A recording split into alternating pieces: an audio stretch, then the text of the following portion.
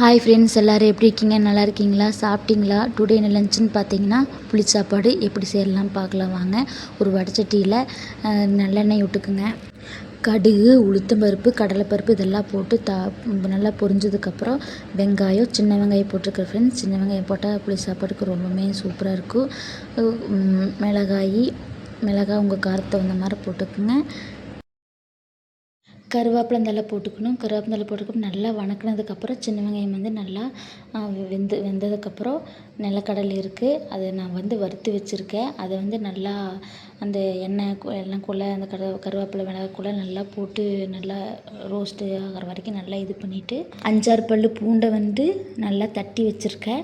அதை போட்டு தக்காளி 1 போட்டேன். தக்காளி 1 போட்டு நல்லா வணக்கி விட்டதுக்கப்புறம் புளி தண்ணி எடுத்து ஊற்றணும். ஊற்றிட்டு நல்லா கிளறி விட்டு அந்த டம்ளரில் எது கொஞ்சம் எடுத்து வச்சுருக்கேன்னா கடைசியாக போட்டு கொஞ்சம் பத்தலைன்னா மறுபடியும் மிக்ஸ் பண்ணிக்கலாம். அதனால் எடுத்து வச்சுருக்கேன். நல்லா போட்டு கிளறி விட்டு இந்த மாதிரி செஞ்சு பாருங்கள். ரொம்பவுமே சூப்பராக இருக்கும். இந்த மாதிரி செஞ்சுட்டு எப்படி இருக்குன்னு சொல்லுங்கள்.